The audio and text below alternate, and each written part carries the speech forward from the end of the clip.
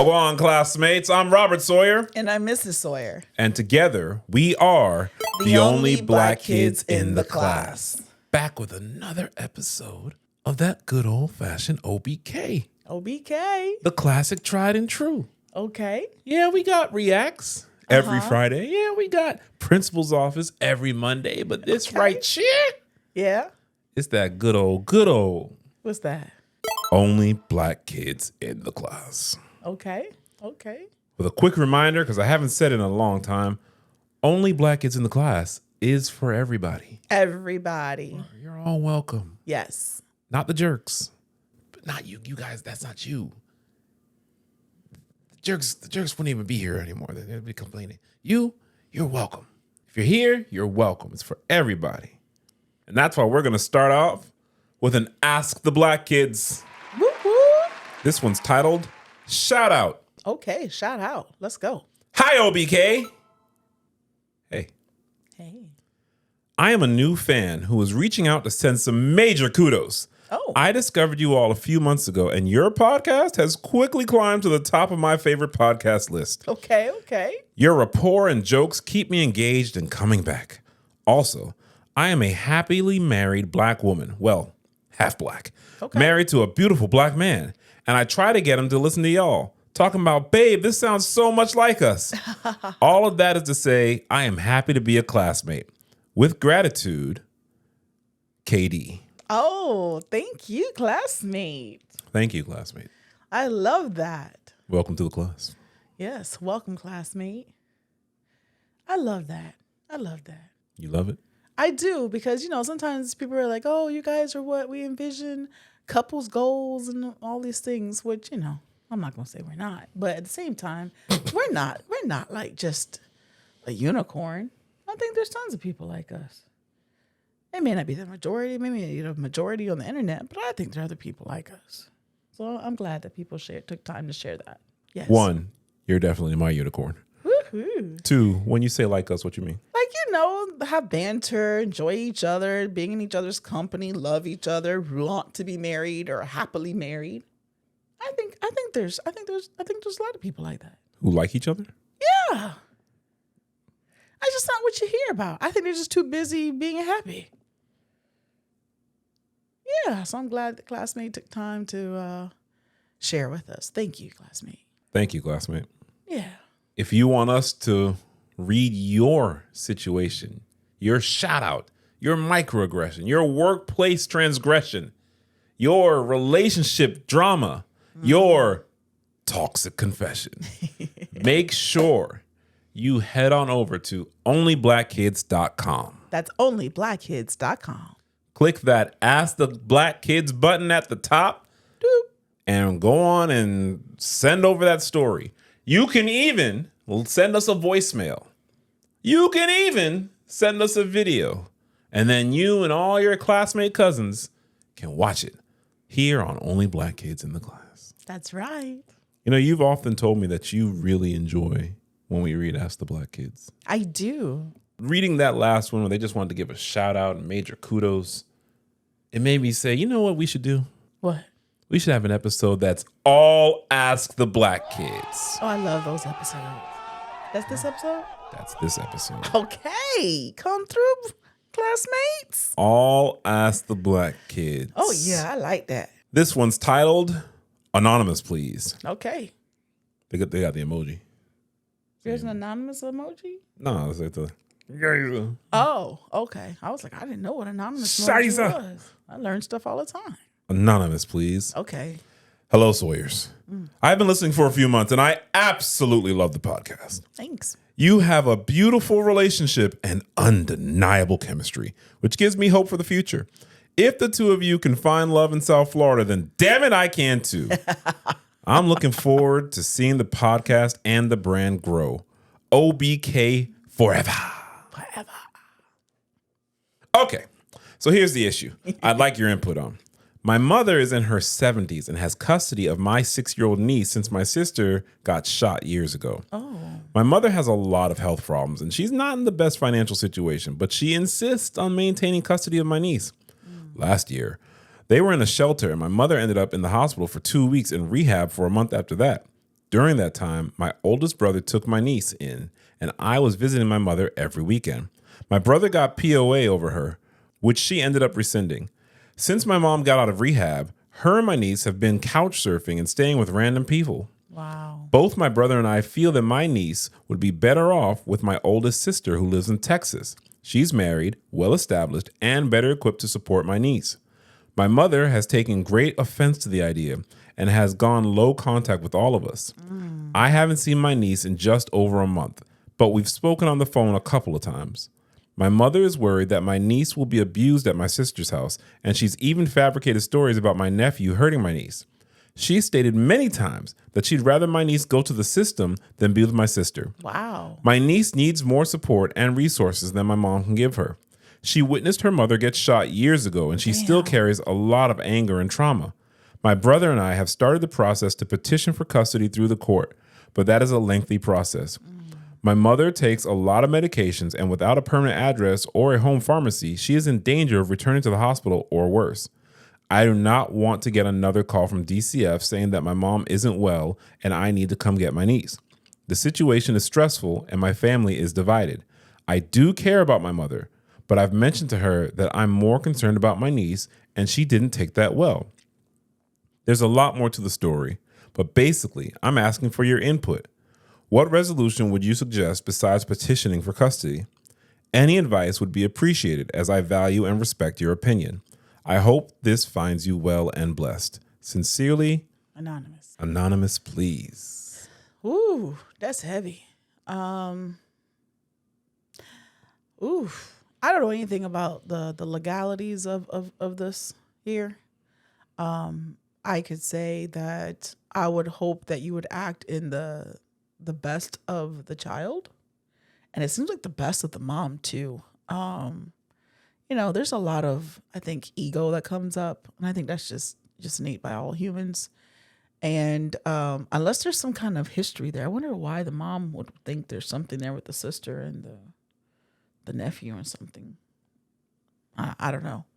It seems like there might be more in that. But if the sister in Texas is willing to take the niece and you all don't have any qualms about it seems like that's a solution for everybody, knowing that it will be a handful, right? Seems like the niece probably needs a lot of support and help through that trauma that she witnessed. It seems like that's something you'd have to work on, repair the relationship with your mom, but it seems like the best for all around. Because it's going to come a point, or it sounds like there's been points where the mom is not there for the niece.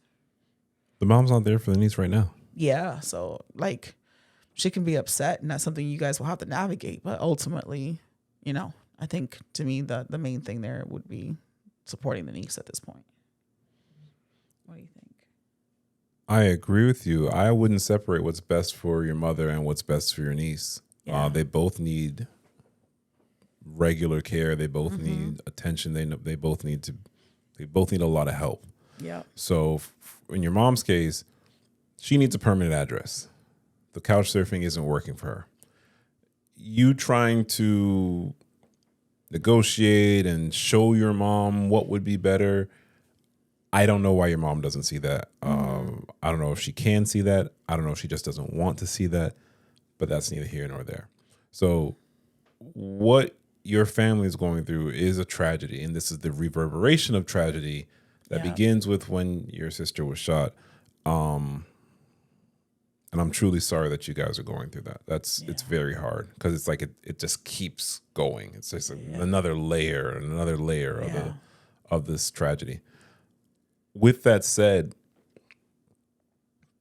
though I am definitely not a lawyer, and I'm definitely a therapist, but not your therapist. Please make sure you speak with your therapist about any and all such mental health matters. Make use of the system here. Your mother said she'd rather see your niece go in the system than be sent to Texas. That's not the way DCF works. And you've alluded that you are in, or your family at least is from South Florida. And as such, I know a little bit about the DCF system down here.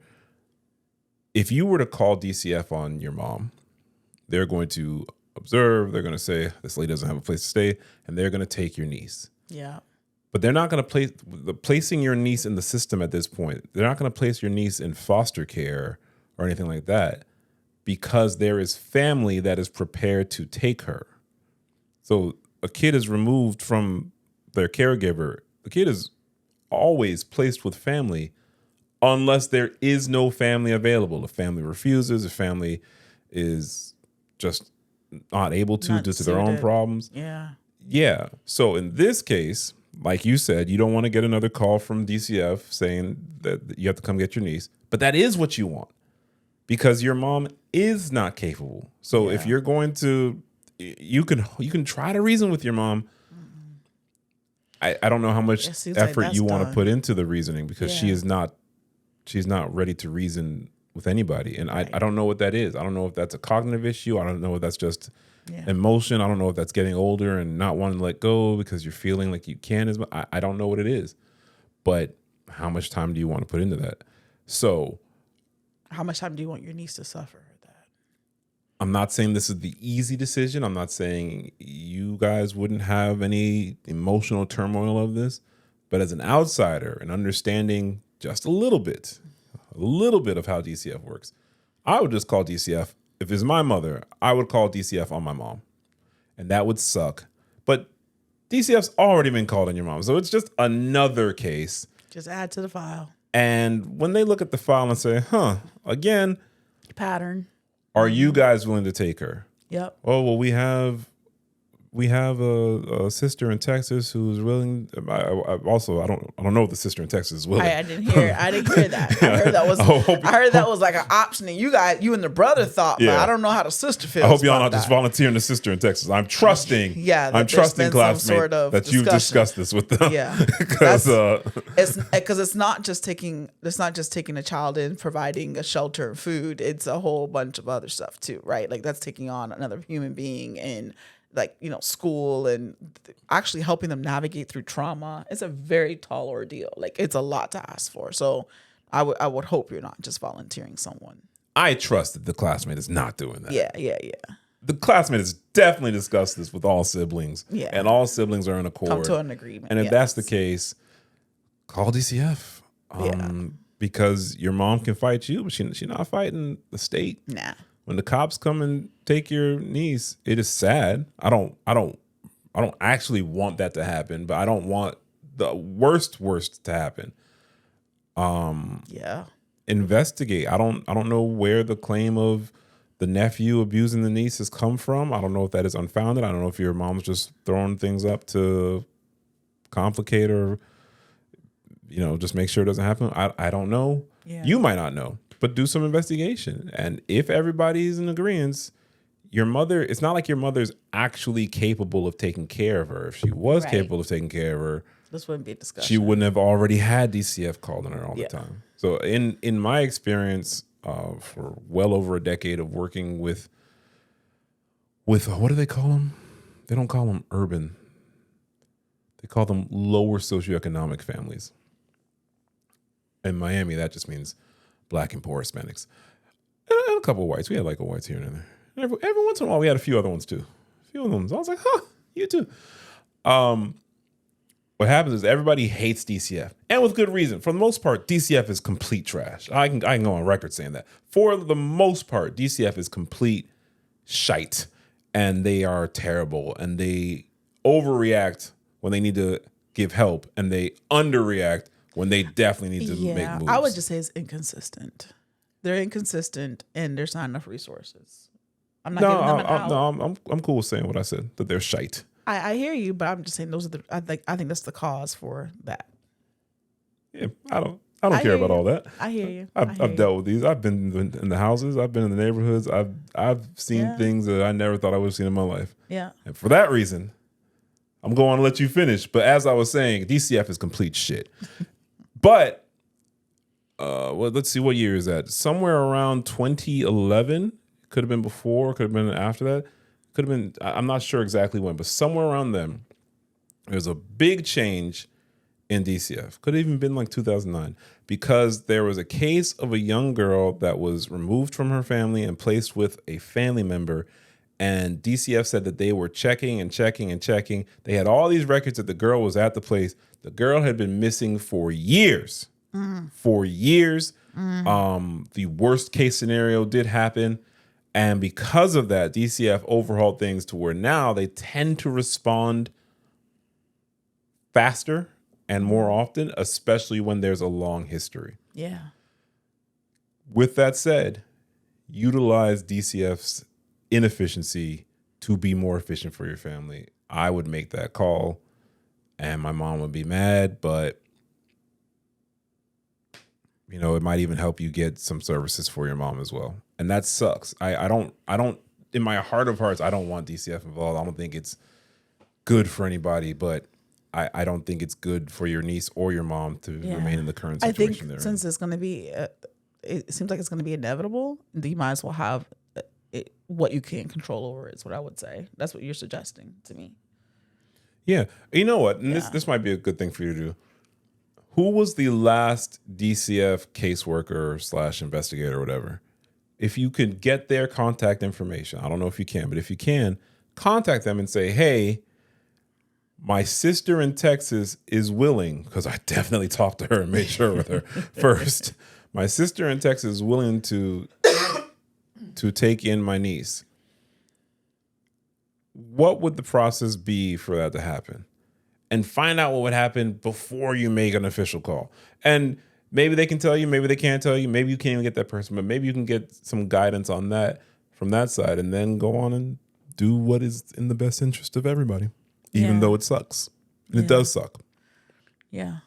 It's a bad situation, but thanks for writing in, and I wish you tons of luck and the patience you're going to need to navigate through that. So good luck there.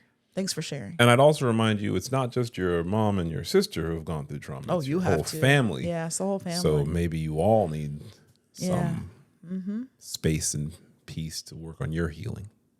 But we've got more Ask the Black Kids. Let's go. What's going on, Mr. and Mrs. Sawyer? My name is Jay, 33 male, and I'm a truck driver. Okay. I have a lovely girlfriend named T and a wonderful 6-year-old daughter named E.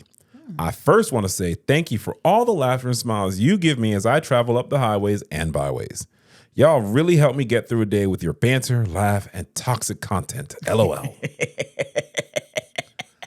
My question is a little deep. Okay. I'm not depressed. I'm not sad or anything. It's just honestly trying to progress and continue in my steps to being a better man, provider, father, and friend. E is my only kid, and I'm so grateful to have her in my life. She is literally my best friend. Aww. T, I feel that's my soulmate and the woman I was meant to be with for the rest of my life. Here's where I'm kind of stuck. Okay. Monday through and most of Friday, I'm on the road driving trucks, so I'm not home to help with E in the household. A lot of times I hear it in T's tone that she's fed up and she's just done with the day. I know it's because of our daughter. E is a spicy mama, LOL. Oh. She goes to the edge and sometimes over it, but once you sit her down and talk to her, she understands. This is the thing, when I'm home, I'm the disciplinary person in the home, and I don't go crazy, but I know to spank and get her to understand what she's not gonna do. Anytime I'm away, they go back and forth. They fuss, they argue, they gripe. It's World War III at home. Wow. Until she gets her butt whooped and tablet taken away. You see, it's kind of hard trying to discipline and be the voice when I'm not present. Yeah. So, of course, when she's down, we don't talk a lot or we just hold the phone. I have a lot going on in my mind, from staying safe, keeping my household good, and making sure my lady and my baby girl are happy. What can I do to maybe help during the week to help keep my lady happy? Help keep my daughter in check, and just keep the peace. I'm more worried about her than myself.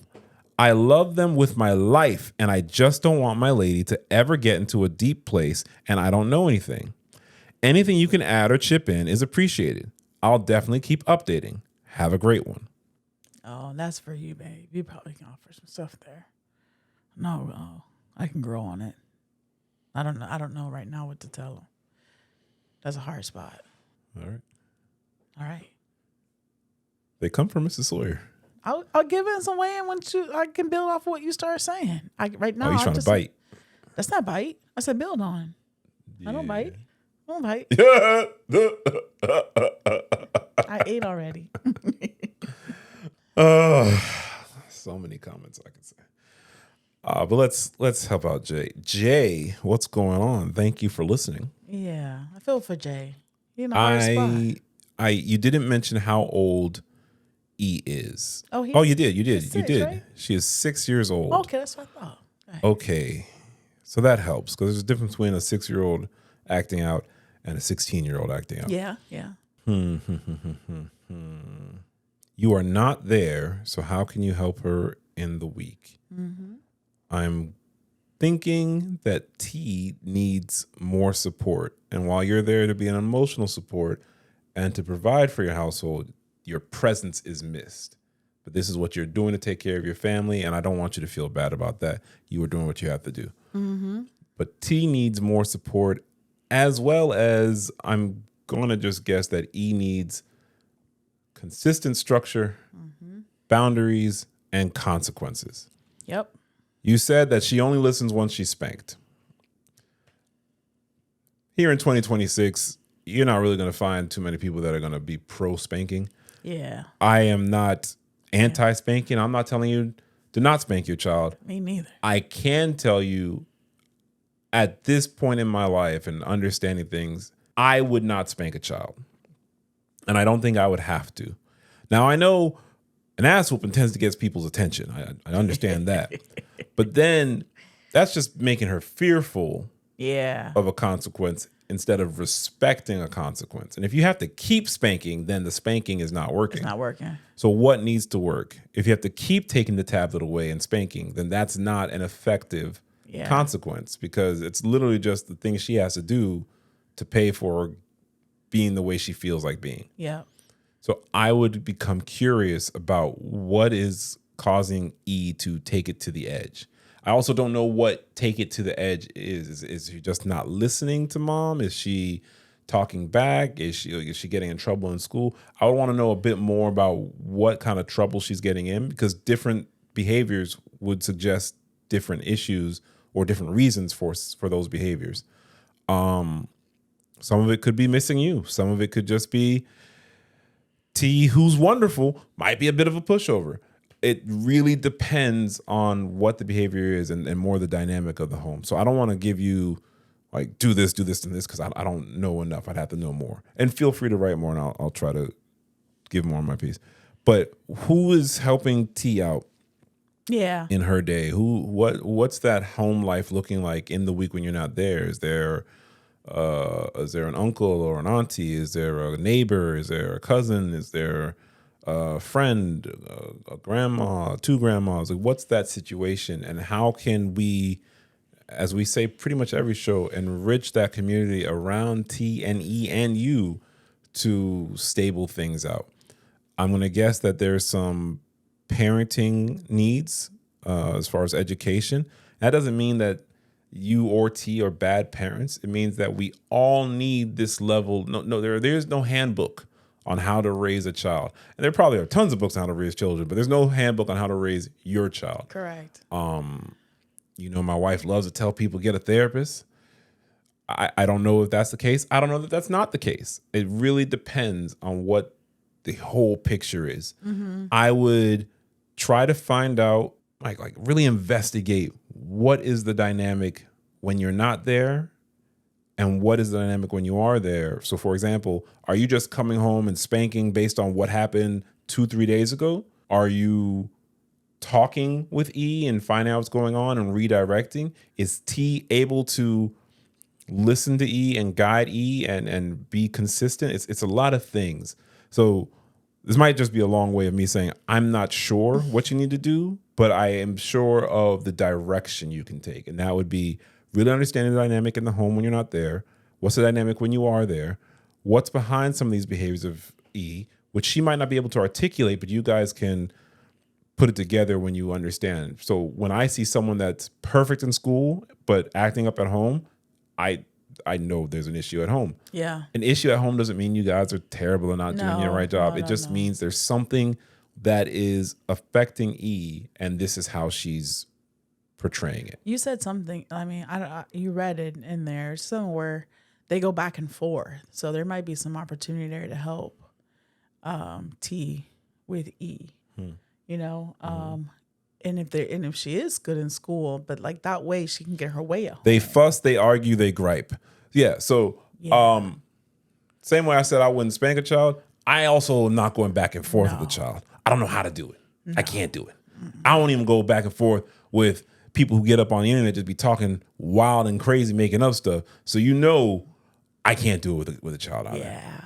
So how, like, what is dragging T into this argument with a 6-year-old? Yeah. And I know your sweet Angel E can probably be a little less than an angel in certain situations. So that's not to get at T saying she's not doing it. No. Right.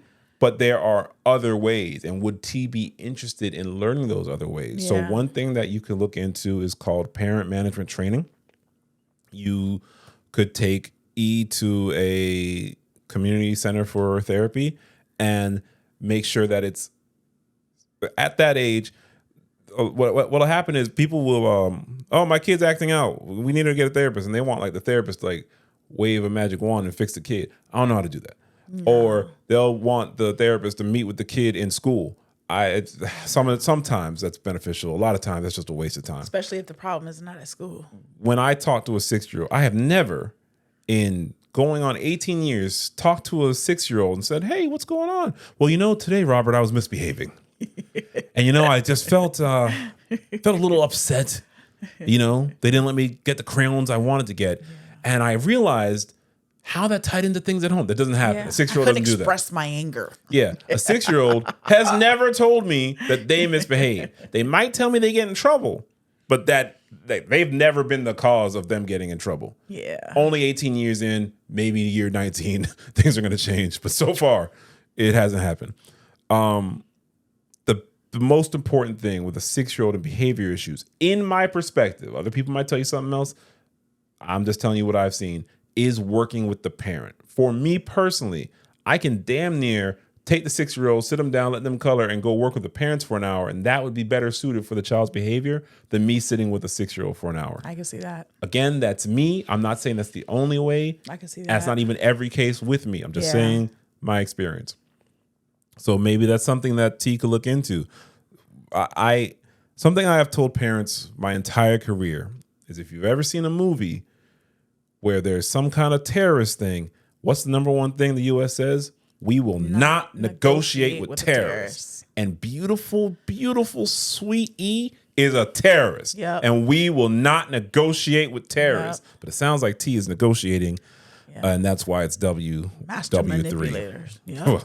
Master manipulator. Master manipulator. So E's not necessarily wrong. T's not necessarily wrong. It's just, how can we come together as a family? So I'd look at support as far as therapists or behavior analysts. I'd look at support as far as community, family, friends who can help out and kind of stabilize. And I'd look at T finding ways to better deal with the stresses of living with a 6-year-old terrorist. And I think T is twofolded. It's the living with the terrorist without J, and then like not having, does she have an outlet to like actually like talk with adults and stuff too? Like I find a lot of people who are just like around kids all the time, it's different, right? They need to have that outlet too. So just to make sure T has that outlet as well, since J's on the road and stuff. So I think that's looking at it full, right? And then making sure that when J is there, there's some time of T, maybe with alone time too. Yeah. So that seems like that's a lot. Inevitably, there will be some people in the comments that are telling you you're archaic and you're teaching your child trauma by spanking her. I'm not telling you that. No. I was spanked. I don't believe I was abused. I don't think it was wrong. If I got 6 spankings in my life, I think I deserve 6. I might have deserved 8, actually. I'm not telling you it's wrong. I'm telling you there are other ways that perhaps would be way more effective. Yeah, yeah. So if you're spanking a kid several times in a month, spanking is not it. Right. And these new age kids, I'm going to tell you, these new age kids, spanking's really meant something in the 80s. Yeah. Spanking was a real thing in the 80s. Yeah. The 90s, I think they matter too. Somewhere towards the late 2000s, spanking's like... That's all you got? I'll take it. I'm still going to do what I'm going to do. So go ahead and do it. Yeah, that's exactly what it's like. These now. kids be looking like Denzel and Glory, just a single tear. Like, you don't even know what's about to happen after this. I'm gonna let you play me right think now. That was bad? Okay. Wait. Yeah. Wait. So I'm not telling you you're parenting wrong. I'm just telling you It's a different become environment. curious about other ways that could be even more effective. Yep. And good luck. Hope to hear some updates there. Jay, please do update us and let us know what's going on. I would love to hear from you. Yeah. Good luck. All right. This one doesn't have a title. Why y'all don't give us titles? It's kind of a title. We're going to use this. Okay, that's the title. That's the title. Oh, and by the way, almost all of these are coming from onlyblackkids.com. Really? On onlyblackkids.com? That's right, honey. Onlyblackkids.com. That's great. That's an awesome website to send your ass to black kids on onlyblackkids.com. Very, very flowing. Very, it felt so genuine. Classmates, there is no marketing budget. So please read and post your TikTok. I love your videos. I find that hilarious because, you know, classmates, before we started, I was like, man, if we can get 5,000 Instagram followers in the first year, that would be incredible. We finished off, like we had like 26,000 in like less than 3 months. Cause you know, obviously, right? YouTube, I didn't know how that worked. Spotify, I didn't know how that worked. But TikTok, I was like, oh my God. Yeah, we might get 5,000 in the first year on Instagram. TikTok, what we gonna do? Like a light 50,000, maybe 100,000? Fam, we're not even at 15,000 yet. It's a long, slow grudge on TikTok. TikTok does not love only black kids. They do not. While I understand the Instagram algorithm that much, I even kind of understand the YouTube one a little bit. I know nothing of how Spotify or Apple or anything works, and I know even less about TikTok. So someone's saying, yeah, post it on TikTok so I can see it. I'm like, who? I didn't even know. Who's watching that? Yeah, maybe it's one of the two. But if you watch our TikTok, shout out to you. Shout out. Am I the asshole for going no contact with my dad after he refused to come to my wedding? Ooh. I, 27-year-old female, am getting married this coming May. Everyone in my family has RSVP'd to the wedding except my dad. For some background, my parents divorced about 13 years ago after 22 years of marriage. My dad later married the woman he had an affair with. Let's call her Karen. Over the years, my sister and I were basically forced to tolerate Karen just to maintain a relationship with our dad. She constantly made passive-aggressive comments towards us and our mom, and my dad never corrected her. Instead, he always defended her and punished us if we pushed back, cutting off our phones, refusing to help with school expenses, etc. So we learned to just endure her to keep the peace. It's also important to note that, unbeknownst to Karen, my parents remained friends after the divorce. Fast forward to February 2025. My fiance and I hosted a housewarming party after moving into our new place. We invited close friends and family, including my mom and her fiance, and my dad and Karen. As soon as my dad and Karen arrived, I felt a wave of anxiety because, one, they were already drunk, and two, this was only the second time my mom and Karen had ever been in the same space. Uh-oh. Things were okay at first, until they weren't. I had spent hours cooking. We gave guests thank you gifts for traveling, and overall, we really tried to make everyone feel welcome. Karen complained about everything. Damn. Kind of like a Karen. Damn. She even went around telling our friends how uncomfortable she was because no one liked her. Oh, boy. Bitch, why are you there? He needs to go. The situation finally blew up when I was sharing a group hug with my parents. Karen, loud and drunk, came over and put her hands on my mother. I tried to de-escalate, but the night ended with guests physically holding back me, my mom, and my sister while Karen was pushed out the door. Sounds about right. After that incident, I told my dad that I was no longer willing to be cordial with Karen because of what happened, but that I hoped he'd understand and not let it affect our relationship. Spoiler, it did. I spoke to my dad only 4 times in all of 2025 after that.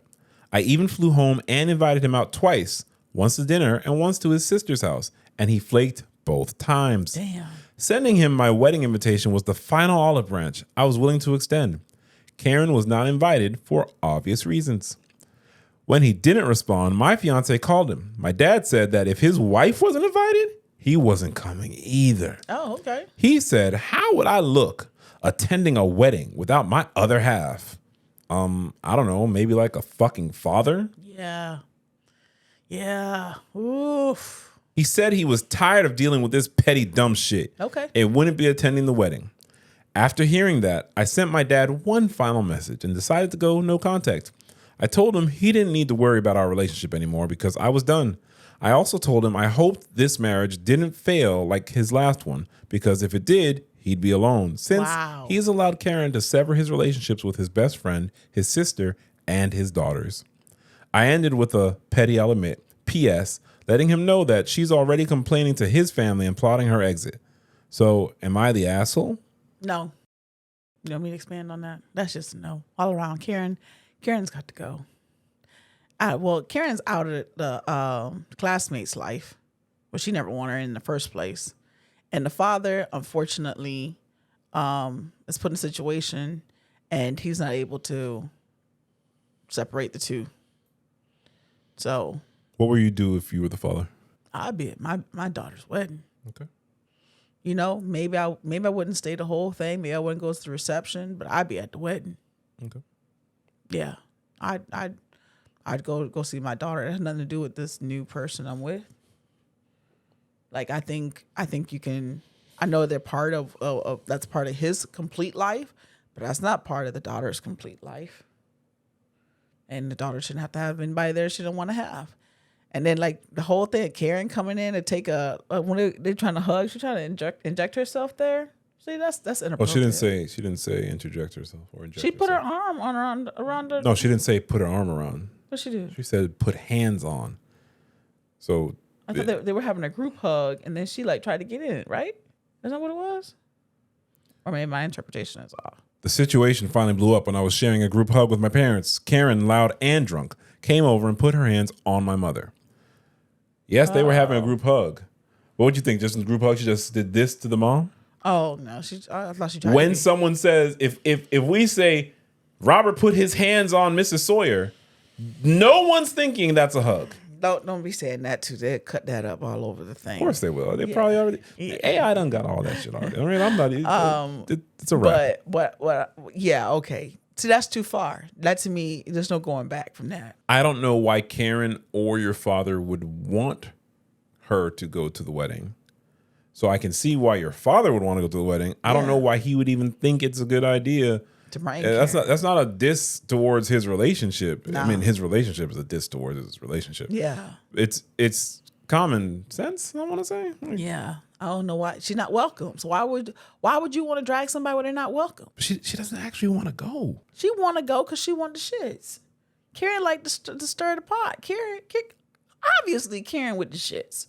She shenanigans. Classmate is saying, I don't want all that. So she said she got to go low contact or no contact with the daddy because the daddy can't see that. What more she got to protect her peace. It's unfortunate. It's probably sad because it seems like the classmate really wants to have a relationship with her dad, but he's not open to it. What's she going to do? Keep putting herself up to get knocked down and rejected? No. Nah. Classmate, that's sad. That's unfortunate, but you gotta protect your peace and work on your family. Your new family you're building. Congratulations. Hope the wedding is beautiful and I hope you have a good time. And then, you never know. Maybe down the line later on you can repair something with your father, but right now you need to focus on you and focus on your new family dynamic.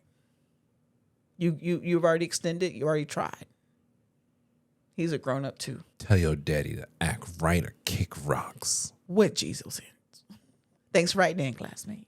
This one comes from onlyblackkids.com. Whoop whoop. And it's titled, Girlfriend broke up with me over my debt and called me a bum. Did she ever really love me? Oh, I don't know. How much debt and how much a bum are you? Let's go. That's funny? That's not funny, but I want to know. How much of a bum are you? That's really fucked up. But she said he was a bum and they got debt. Yeah, but like, if someone's telling you This person called me a bum. Well, are you a bum? That's kind of fucked up. How's that fucked up? I don't know. That's just a title. You think he wrote in because he thinks he's a bum? He might. Interesting. Backstory. I fell into serious debt during grad school. I graduated in 2023. I had to use loan sharks to cover school-related expenses, and it created a debt spiral that has followed me ever since. Damn. When my girlfriend and I started dating about a year ago, I genuinely felt like I was finally getting my life back on track. I could see the light at the end of the tunnel, and that's part of why I felt ready to date again. Early on, I told her about my debt because I wanted to be honest from the beginning. She reassured me she understood and even shared that she had dealt with debt in the past too, so she wouldn't judge me. Fast forward to July this year, my income dropped significantly, around 40%. All the progress I thought I was making started reversing quickly, and the debt started cascading again. Wow. I'm now in the process of enrolling in a debt settlement program. I want to be clear that I have never asked her for money, and I'm not expecting her to pay off my debt. I've been trying to handle it privately and responsibly. What I needed was emotional support and understanding. I'll admit I didn't always make the best financial decisions. After spending most of my adult life struggling, I wanted to live a little.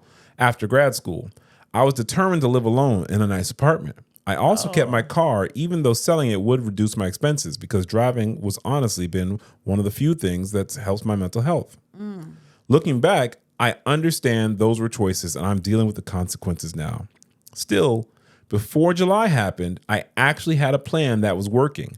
From March onward, I was paying down debt and even saving a little each paycheck. Then July hit and everything fell apart.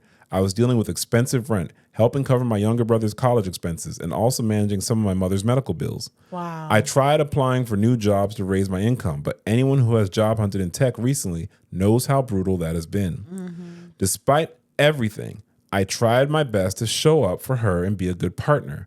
I kept doing the things I knew made her happy because I genuinely loved her, and honestly, I was scared of losing her. In hindsight, I know that probably added to my financial strain too. We became long distance in August. I had booked us an overseas trip back in March when I thought I could afford it, based on the plan I had at the time. Wow. I didn't cancel it because she had been looking forward to it, and I didn't want to disappoint her or deal with the refund process. I'm not sharing all this to paint myself as the good guy. I'm sharing it because it matters for what happened later. In December, she came to visit for the holidays. It started out well. We were happy to see each other again. Things weren't as perfect as they were in the beginning of the relationship, but we were in a decent place. A few weeks before her visit, we had a serious conversation where she told me she felt like I might be using her whenever I broke down about my financial situation. She seemed to think I was trying to manipulate her into paying off my debt. I explained that wasn't true at all. I've never asked her for money. I told her the situation just genuinely makes me depressed and overwhelmed. I even said that if me sharing my emotions was making her uncomfortable, I would stop bringing it up. Oh. She insisted that wasn't what she wanted and said she understood me better now, but I still tried to find other ways to cope so I wouldn't put too much on her emotionally. During our Christmas gift exchange, she accidentally left her notes app open on her iPad while reading a heartfelt note I wrote for her. I noticed something written in her notes that implied she had been thinking about leaving me. Oh. I confronted her about it, and she said she only wrote it after the earlier fight about me using her, and that it didn't reflect how she felt anymore. I tried to believe her and move on. So she wrote it after she said she understood you better and understood that you weren't using her. Got it. But as the visit continued, I started feeling like I couldn't do anything right. She would get upset over things that she used to like, raise her voice during normal conversations, and say things that made me question how she really views people. She also talked about friends of hers who were struggling and said she didn't want to keep being friends with them because they wanted her to pour into them without pouring into her. It made me feel like she sees people going through hard times as burdens or users. I kept tolerating it until a few days before she left when I finally asked what was going on and told her how I felt. That's when she told me she was struggling to see us working out because of my financial struggles. That completely broke me.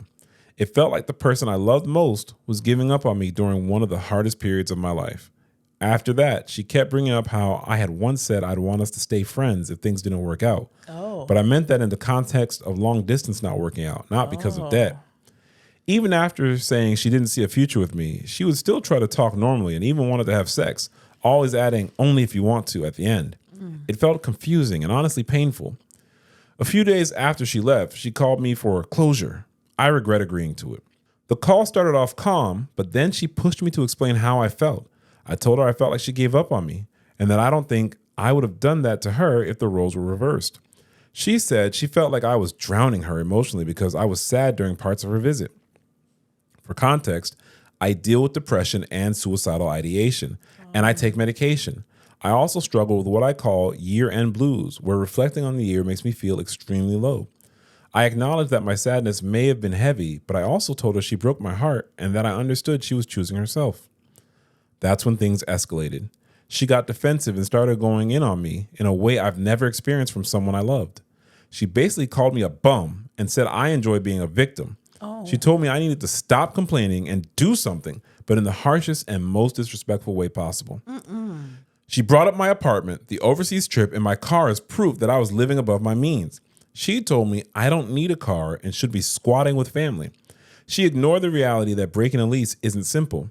She made it sound like I was choosing the struggle on purpose. What hurt the most was how cold and cruel it felt. Wow. This was someone who once claimed she understood me and loved me. Now it felt like she was using my biggest insecurities and deepest pain against me. She even said, I earn enough to date someone like her when I don't have debt, but I can't with debt. Wow. I've never spoken to someone I loved like that, especially about something I know they're already ashamed of and fighting through. So now I'm left wondering, did she ever really love me, or was I just convenient for her at the time? Was I only good enough as long as my life looked stable? Was I wrong to expect emotional support from my partner while I handled my debt privately, or is this just incompatibility and a sign we weren't right for each other long term? I'm going to say it's the latter. They weren't right for each other long term? Yeah, and they're just incompatible. You know, so after you hear that the title, he didn't exhibit anything of a bum. That was something that she came up with that adjective. So I don't think that's justified. But they're dealing with a lot, and you got to have a strong enough person that's able to love and be able to handle that as well. She basically wasn't the right person. Mm-hmm. That's really what it summed up to be, high level. She's just not capable of being there for them. The question is, did she ever really love me? That part I don't know, but at this point, I don't know if it's worth trying to figure that out. Yeah, you're trying to understand what could have made this work or something, I guess. Yeah. And when I read your story, I'm not thinking of if she loves you. I'm thinking about if you love you. Correct. That's exactly where it is, babe. That's exactly what it is. And here's why. It sounds like you're paying a black tax. The black tax is when you're the one in the family that's able to do a little more. Yeah. And suddenly you become responsible for yeah. things that are just completely out of your control. And you're the piggy bank, the ATM for everybody. Yeah. Because he had to take on all the debt for his schooling, but his brother, he helping out his brother and helping out the mama when he already got debt. And I don't think it's wrong to want to help your family, but you literally cannot help your family. You were with this young lady for a year, but you guys planned an overseas trip. I know you said you wanted to live a little, but they took ownership of their decisions that it might not have been the best, and that's part of learning. But then for her to use that against, she was with you when you were up. She wasn't going to be there with you when you were down. But that's kind of because of the way you painted yourself. Yeah. This young lady was probably the same throughout. Yep. But you liked her and you cared and you wanted to develop this emotional relationship. Yep. Because he even talked about he could have kept it to himself. And it's like, well, that's already bad that you want to silence something that you're going through when you're trying to build with somebody else. Like that doesn't even jive. Like that, so you can't present who you are. Yeah. So I don't even. Did she ever love you? I mean, you were in debt when she met you. Yeah. You told her about it, but as long as you could keep showing up the way that worked for her, you presented a way that was advantageous for her. You earned enough to date someone like her. Yeah. What does that even mean? It means she watches a lot of Instagram, babe. That's what it means. My gosh. But you don't earn enough with debt for me. Like, okay. There's an emotional component here, classmate, that you definitely have to look at. But then there's also how your emotions are affecting you financially and how this depression, this debt, this person who may not have really been there for you, how this is all spiraling into your current situation. Not to exclude that something has gone on with your job to where your income dropped 40%. What is that? And that is... Or was it the nuts. loan shark payment? Well, his income wouldn't drop. Oh, the income one. You're right. Loan sharks can't garnish wages. Loan sharks are on these streets. I don't know. I don't know what kind of stuff that was into there. I don't have experience with that. I think, classmate, you need help specifically in the emotional and where emotion and finances are marrying each other. Because you talked about depression, you talked about year-end blues, you talked about suicidality, you talked about all this stuff. And I don't separate that from some of the financial decisions you have made. Everyone wants to live a little. Actually, I want you to live a lot. Yeah.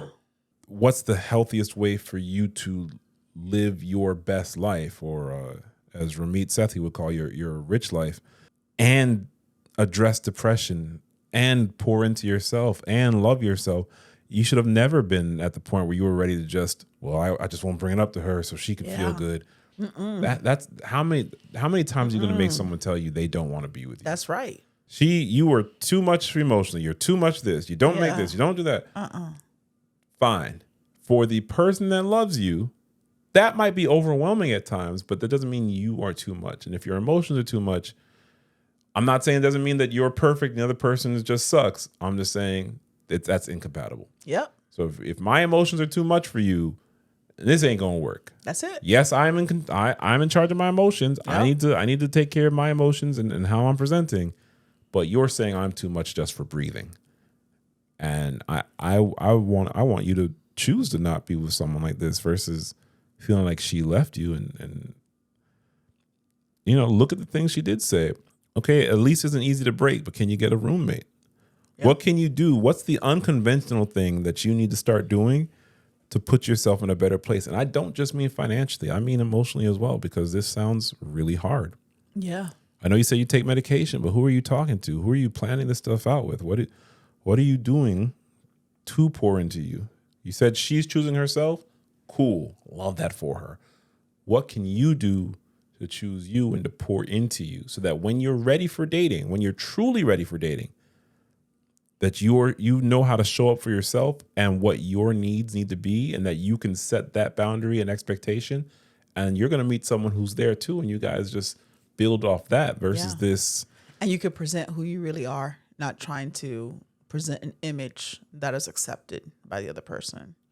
I think that's when you have that's when it's like true gold. That's when you get the real deal. You don't have to worry about what you're trying to present, Yeah. What they call it, the honeymoon phase, when it's just a bunch of facades until it wears off and you see the real thing. You know what I'm talking about? I don't think he was doing that. Well, to a certain extent, because he said, "Is it too much emotion to show? Am I talking about it too much? Am I showing too much to her?" Yeah, but there are people in relationships doing that at 10 years in, 15 years in. So I don't think he was doing that at all. Hopefully, he doesn't have to hold back at all. I'm saying you don't have to think about, can I show you this or can I not? When it's with the right person. So, classmate, my recommendation for you is to consider that all of these issues in your life are related versus my debt, my family, my work, my emotions, my depression. If we look at it from a holistic lens, they're all playing on each other. Mm-hmm. And so when you can work on those underlying issues there, you'll be able to have some levels of improvement, and you could still see the light at the end of the tunnel as you did before. So I want you to be able to do that. Whoever's giving you medication, ask them for a referral to a therapist. I need you to get into a men's group or a prayer group or some kind of group where there are people who will genuinely be there for you and support you, not just friends who maybe don't know how to deal with it, not just a girlfriend who says she's going to be there as long as you're taking her to the right places. You need that support. I agree. Good luck, classmate. You can do it. It strikes me that we have this website and we have this forum type thing on this website where people can post. It seems like there needs to be more community outside of just Us only responding. black kids in the class Yeah. podcast posts. And Yeah. I mean, the podcast is cool, guys. I like the podcast, but like, it's got to be more than just reading toxic confessions and stuff. So like this classmate right here, like, and it's not like we're popping like that to where if you made a post, there's going to be even 3 responses, but there might be 1 response because I think some of y'all need each other because we all need each other. I don't know.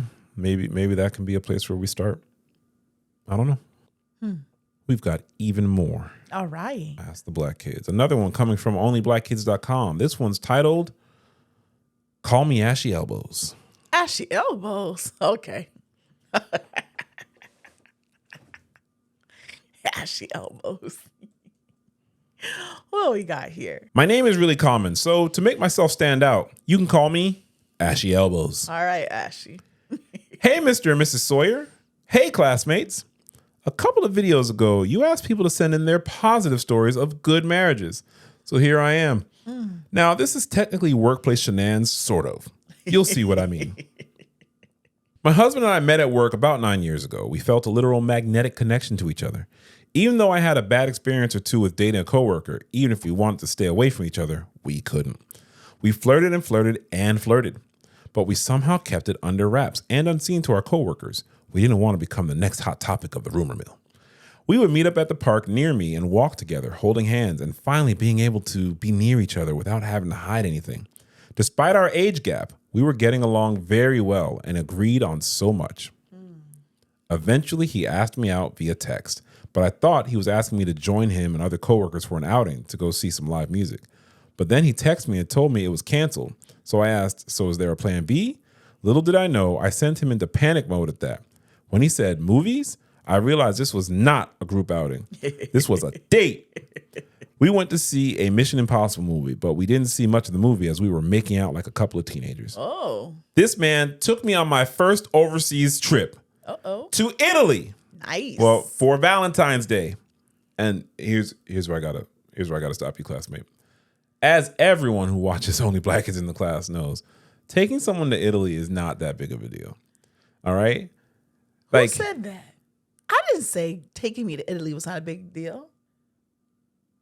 I said that it wasn't an engagement trip. It was planned before you told me to put the ring on.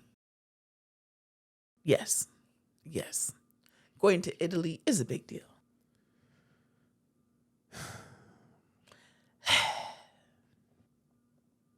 Can you go on with the story? You left me hanging. I'm just considering how much I love you. Well, I love you too. Because who said that was you? I was just letting you know. Because as I was saying before I was so rudely It's not rudely. interrupted, I'm a co-host. as the internet will tell you, co-hosts can be rude.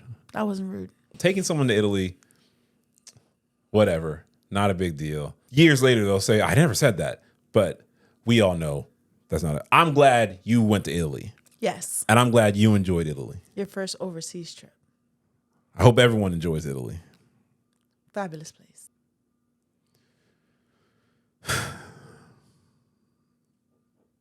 I really love you. I really love you. You're not too much for me. I know. You can handle it. But you know, just because you can't handle something doesn't mean you should always have to handle something. Like, seriously, in your mind, it's never crossed your mind that there's a correlation. Correlation of what? All right. There was no way I was going to let this one go. Anywho, I helped him find an apartment in a safe area. He was not from around here and was not familiar with the bad parts of town. The apartment hunting shenanigans were hilarious. Not long after he moved in, I started staying over. As I stayed more and more, I kept bringing over more of my stuff until, well, one day I went home and my mom had my shit packed up. After his lease was up, we moved into an apartment just up the street from the first apartment. Now, I have 2 kids, 18-year-old male and 12-year-old female at the time. My son stayed with my parents, but my daughter moved in with us. The downside is that I was still doing 50-50 custody with her father. The upside is that her father lived right around the corner from where we moved. Anyway, 2020 rolls around, and we're hearing all these horror stories of people, couples, at each other's throats being stuck in the house together day after day. We couldn't understand their problem. We were doing just fine. Yeah. Enjoying it even. Yeah. We started talking about our future plans, marriage. We both wanted it. We both felt it was inevitable for us. He'd been married before, but I hadn't. So I told him I didn't want him to be jaded about the idea and take all the joy out of it for me. I wanted a traditional proposal, but the timing was up to him. I wanted a ceremony. I wanted to wear a pretty dress and have all the attention on us. But we didn't have to break the bank doing it. We had been together about 2.5 years at this point, not even married yet, and my daughter started to call him Dad. Aww. Fast forward to my birthday, 2021, he took me to Mexico. While on the Sunset Cruise, he proposed. He managed to get the excursion photographer to join in on his scheme, and she photographed the whole process. Nice. The whole proposal. I had no clue about anything. It was an absolute dream. People on the upper deck were cheering. The sun was setting in the background. It was a beautiful evening and a beautiful birthday. I scared the piss out of my mom when I tried to text her the exciting news because the cell signal wasn't very good, so it was taking forever for my messages and pics to go through, and she thought something was wrong. Uh-oh. We got married in 2022 on the beach, Tybee Island, on the anniversary of our first date. We now call it our forever day. As far as the wedding, well, that's a little bit of a story too, but I'll make it quick, since this is already a damn novel. My parents couldn't come due to car trouble using up the funds they would have had to travel to the wedding. We all live in St. Louis, and the wedding was just outside of Savannah. My sister threw together a plan and surprised me by bringing Mom. It rained the day before the wedding and the day after, and my daughter tested positive for COVID the day after. Oh, no. But the day of was perfect. We live streamed it on Facebook, so our friends and family who weren't physically present could still be there. And here we are coming up on 8 years together and 4 married. And we don't know when the honeymoon phase is supposed to end, but it sure hasn't for us. Hopefully it never does. Love that. We communicate effectively.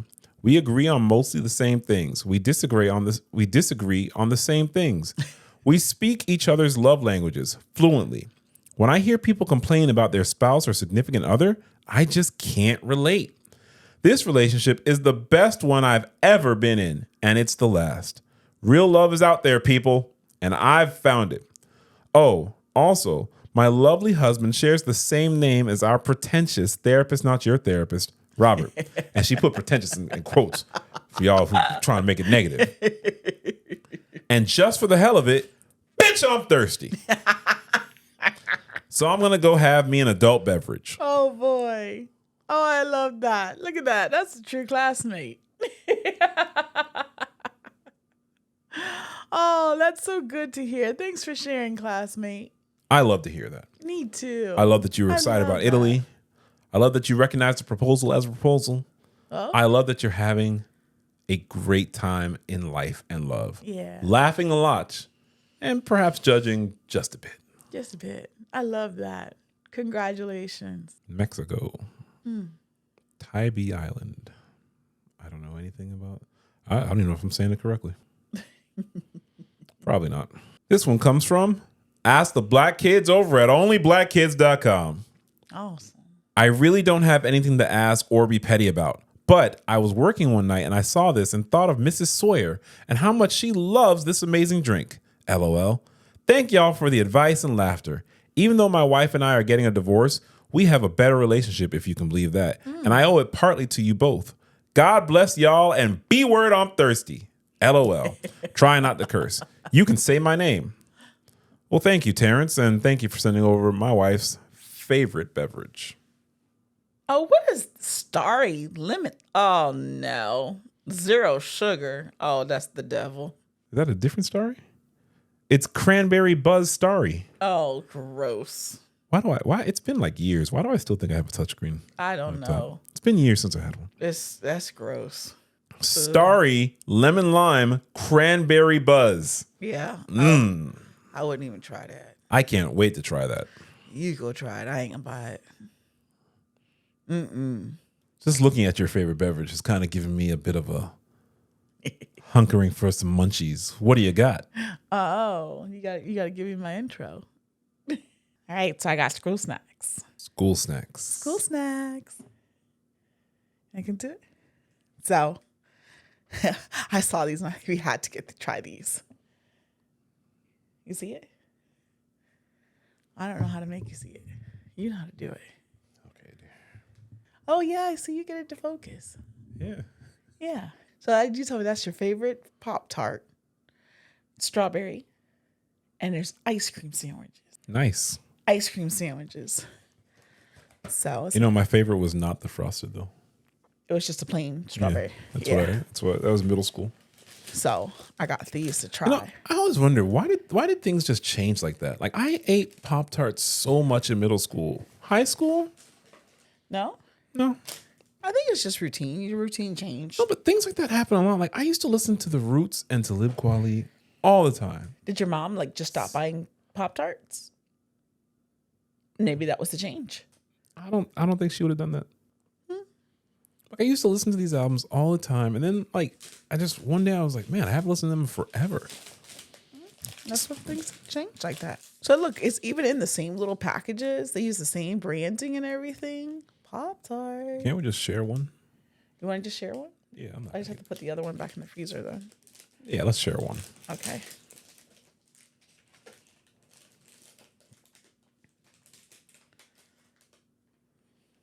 Thank you, my dear. Mm-hmm.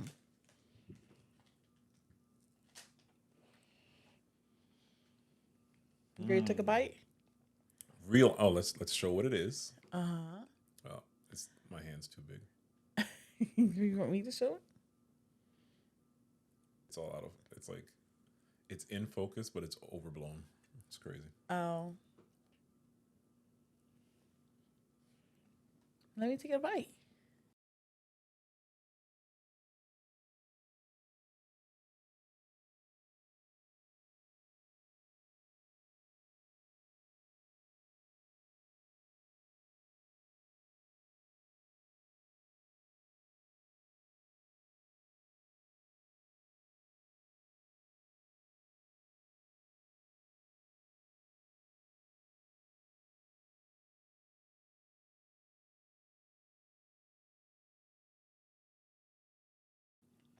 Your thoughts, my love? The ice cream is good. That's a good strawberry. And that does taste like a Pop-Tart. And the combination together is pretty good. I don't know. I would have thought of that on my own. But it's pretty good. Okay. I mean, it's really hard for me to find something I don't like with ice cream. But it's a good ice cream. I thought it was going to be a cheapy thing. But the strawberry is pretty good. If there was a starry float with ice cream. No. First of all, lemon lime float's not good. I don't like that.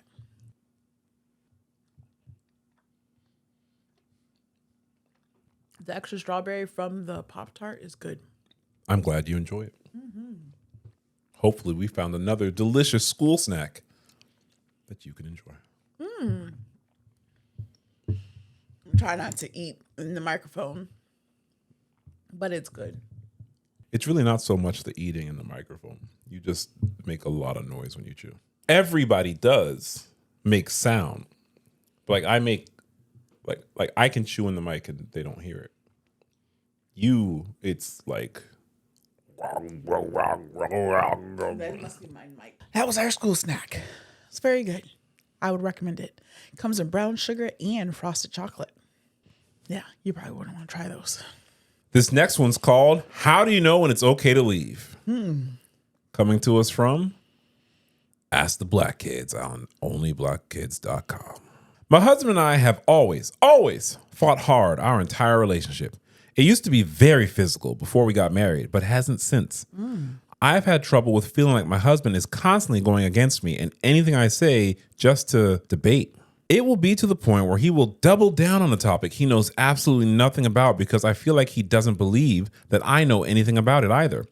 That is until I bring up Google and my proof, and then it becomes, quote, no big deal or, quote, not that serious, after it's already become serious. I know that I play a part in letting it become an argument as well when I could just let it go. It just feels hard to let everything go. Fast forward to tonight. I am playing some reel that has the Black Beatles opening tune playing. I go on to sing the lyrics that would come next. He very skeptically says, wait, what did you just say? And admittedly, I let my insecurities take over and just said, I'm pretty sure that's how it goes, but without repeating the lyrics and sounding dumb again. I then go to YouTube to play the beginning of the song to hear the words, and I had said them right. After it played, he was like, well, what did you say? At this point, I repeated them since I now know that I did know them. And he proceeded to say, yeah, sure you did. It feels like such a small statement that led to so much. I immediately asked him why he's always second guessing me and questioning, belittling me, that I really don't know the things that I know. He says, I don't even care, which he would later say was in response to the lyrics, not the statement I had made directly before that about the way I felt. Anyways, the I don't care spiraled us into this huge argument about just getting divorced. While this is happening, my husband is grabbing me up in hugs, and she hugs, grabbing my wrist. He has not physically hurt me at all since we've gotten married, but it's just always in my mind that it's one flex away, one swing away. His arms are already restricting how I can move, and it triggers me. Wow. He mocks it, says I'm just overreacting and being dramatic. Am I? Why did I even marry him? I just don't know when it's okay to break apart your family and if it even gets any better.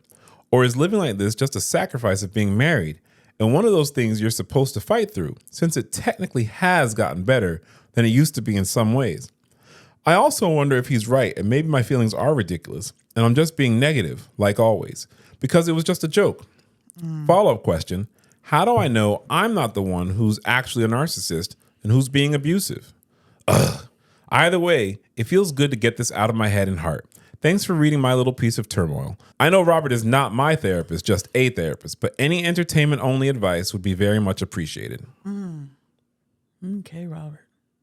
It's Ask the Black Kids, not Ask the Robert. Yeah, that's a Robert, because I don't know how to start that one. How do you know it's okay to leave? It's okay to leave when you want to leave. That's right. You don't It's feel okay to safe. leave when you need to leave.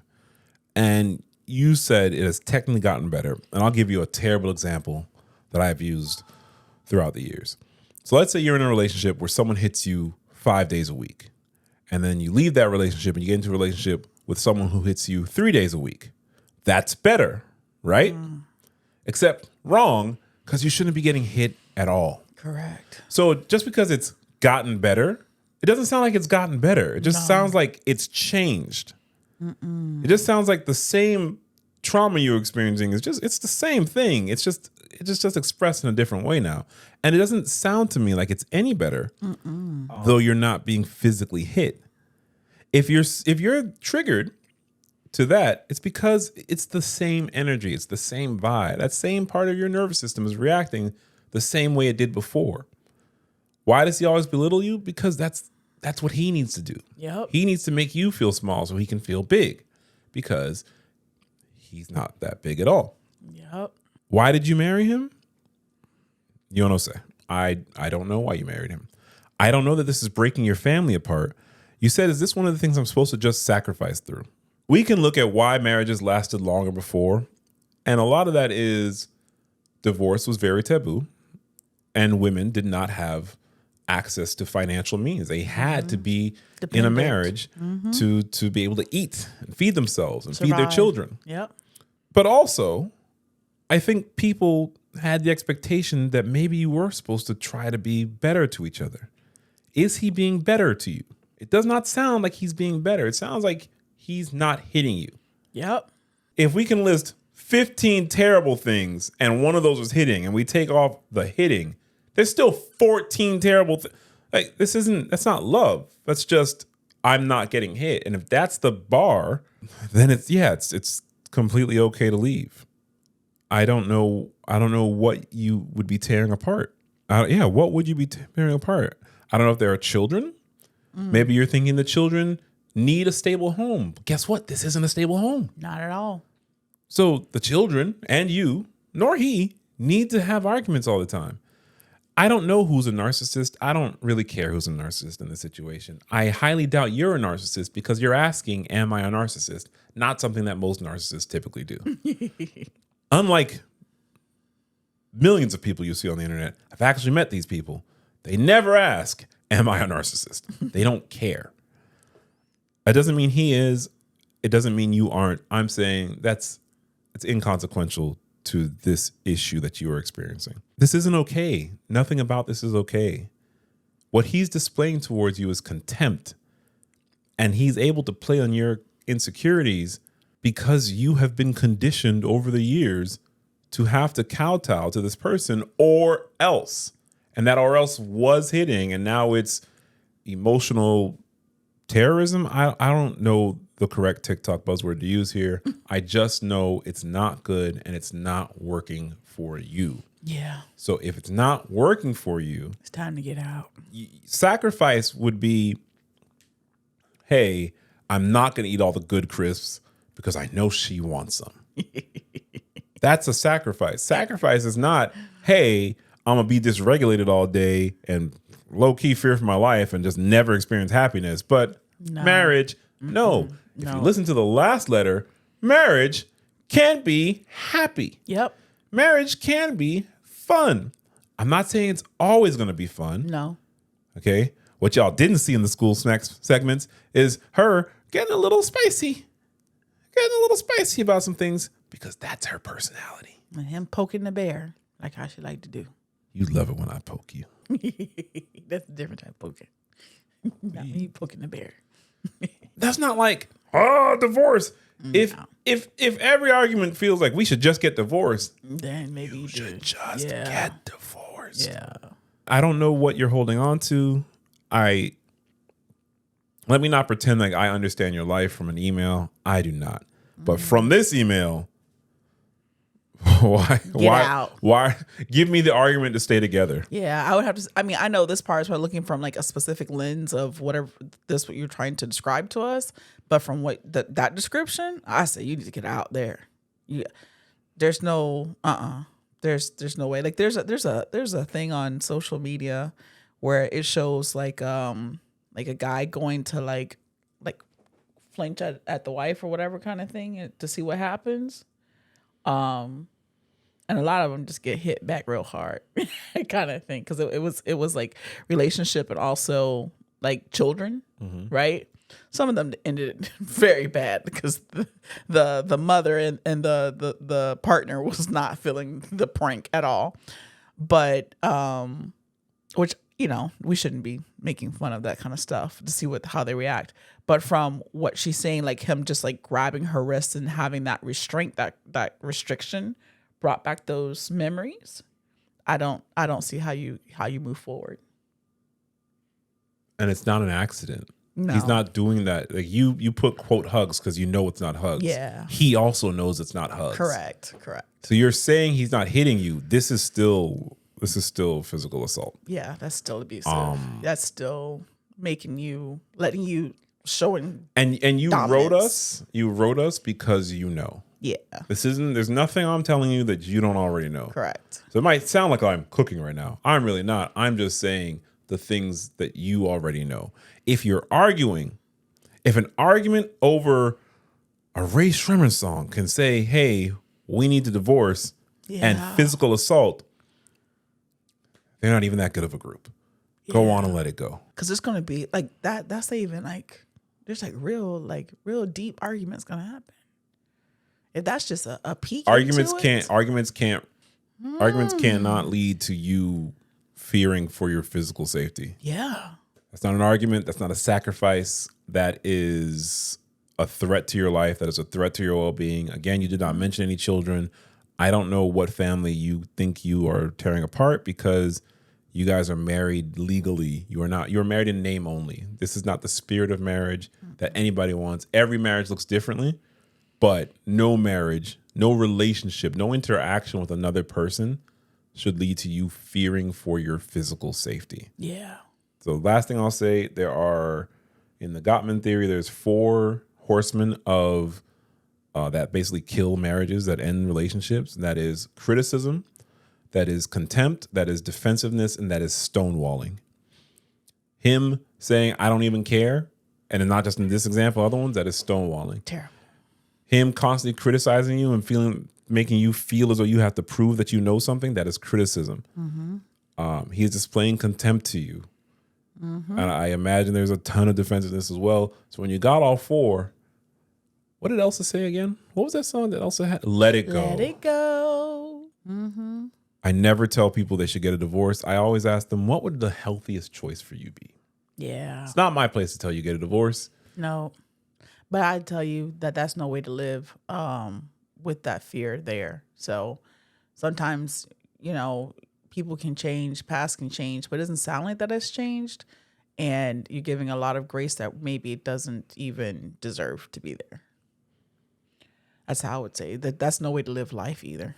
So thank you for writing in. That is some decisions to be made there, and, stay safe out there. And your decision is you should let it go. Yes, should. We've got another Ask the Black Kids. This one, wow. In a shocking turn of events, this one comes from Ask the Black Kids over at onlyblackkids.com. At onlyblackkids.com? Yes, onlyblackkids.com, okay. where you too can send in your letter. Send in your email. What's going on in your life? Are you wondering, should you let it go? Or you just want to brag about how much you love this marriage that you're in? Are you wondering if love even exists? Are you thinking, damn, how do I get my money up? Or are you wondering, did that person just play in my face and shenan again? Write us at onlyblackkids.com. Click that button at the top. Ask the Black Kids. Send it on through. And not just us, the classmates will be chiming in to give our take on your situation. Hey, classmates, longtime listener, first-time writer. All right. I've really enjoyed listening to y'all over the years, especially the way you talk through other people's situations with logic and humor. It genuinely feels like listening to real-life friends, which is why I finally felt comfortable bringing my own situation here. And let me just say, the Black perspective, chef's kiss. Okay. What you got here? Mrs. Sawyer, you are my imaginary best friend. Your laugh and smile are contagious. I love the love between you two. It's so clear that you're truly best friends. I once saw a post that said you can tell how happily married a woman is by how much she smiles when she's with her husband. And every time I listen, that's all I see. Aww. Hearing other people's problems has helped me put things in perspective. But I've reached a point where I have one of my own, and I'm honestly lost. My friends and family are biased. Some don't like my husband at all. So I'm hoping y'all can help me see this clearly. I, 34-year-old female, am holding it down in South Carolina while my husband, 36-year-old male, is overseas on a short tour. We've been married for 4 years with a 3-year-old son, but I'm currently drowning in my husband's hypocrisy. The backstory. In my 20s, I lived in Okinawa, Japan. I was single, childless, and living my life. Naturally, I dated service members because of circumstances. Fast forward to my marriage at 30, a petty ex leaked my old messages and photos to my husband from over 10 years worth of content with different men. I still don't have proof it was him or how he did it. I just know it was him. Ever since, my husband has been obsessed with my promiscuity, claiming I should have been considering my future family and career when I was in my early 20s. Oh, that's not fair. The reality check. 2 years into our marriage, he had an affair. Oh, boy. He was a higher ranking NCO and got involved with a lower level service member. I hated this woman. She had major unaddressed mental health issues that caused her to burn every bridge with her leadership, friends, and family. Even my husband's best friend cussed her out and blocked her after he was dragged into a messy incident. But my husband insisted on being nice to her because no one else was. He told me she was having trouble with acclimation to her new base, and she requested to come visit because we were in Hawaii so she could reset. Oh, boy. I told him I didn't want her coming at all, but agreed to let her come for a long weekend. She ended up staying for 3 weeks, in my house, on my couch, in my face, around my child, our friends. He claims nothing happened on that trip, but my gut says otherwise. But it started after she observed the disconnect between my husband and I. She left, but the affair lasted about 4 months before he got her version of crazy that everyone else had warned him about. At that point, he tried to back out, but she was not having it. It ended up being a whole thing where both of their commands got involved because she essentially began harassing him. Me, our friends, and his coworkers to get information about us because he was no longer talking to her.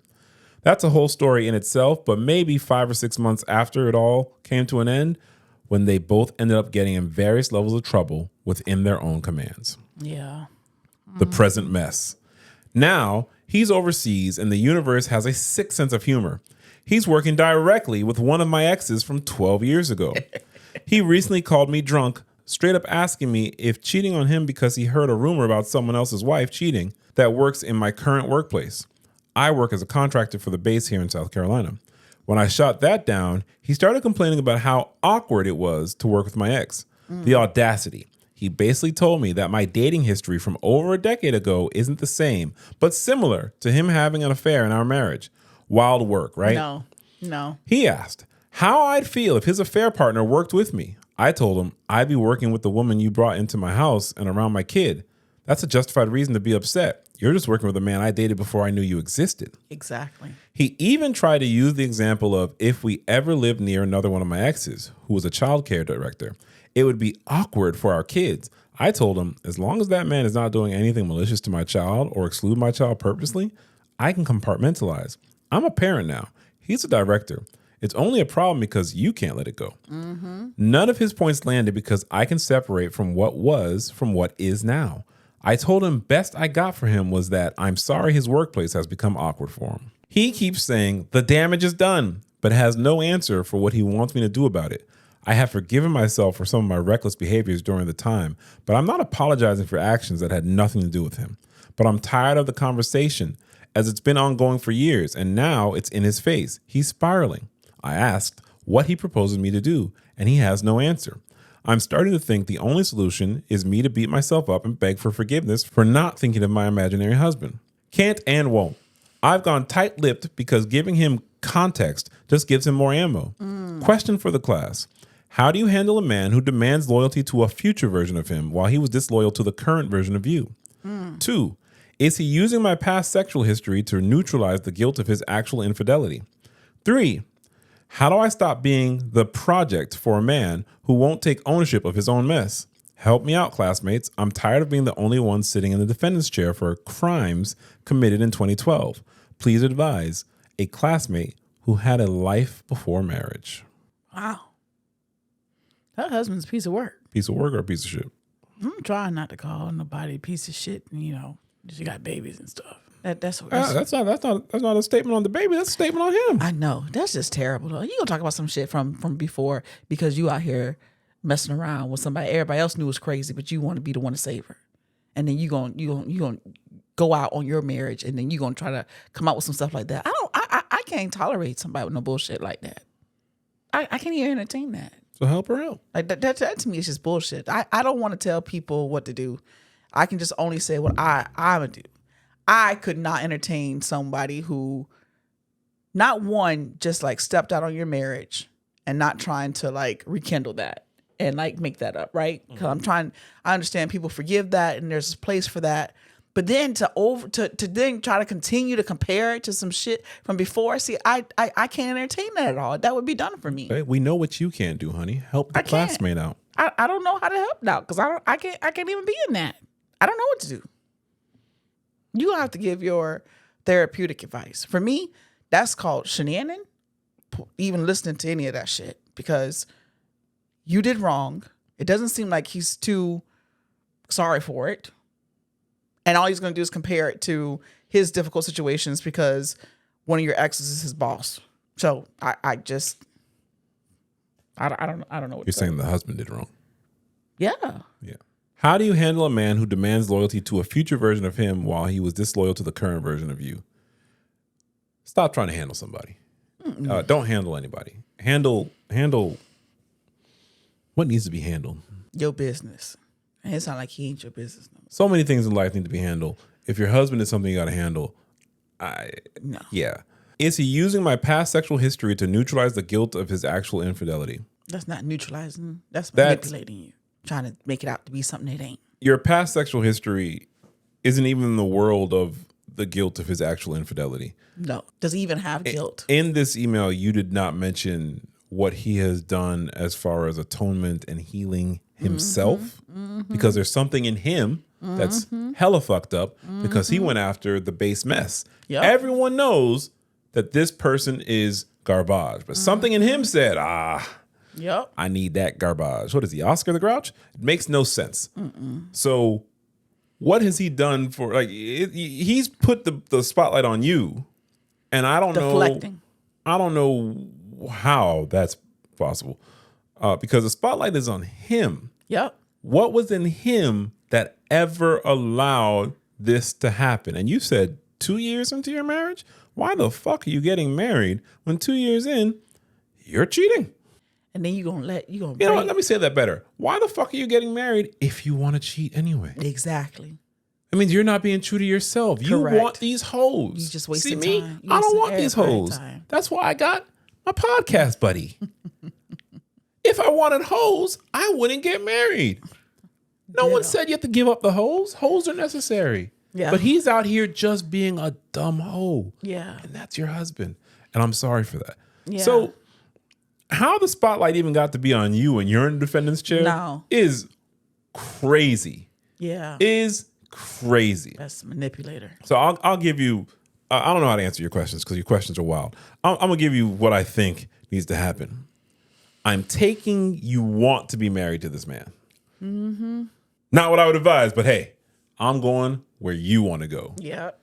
Since I'm taking it that you want to be married to this man, you need to clearly spell out that he needs to work on his issues. And he's got what we like to call in the mental health field a metric fuck ton of issues. Agreed. Because why is he out here cheating?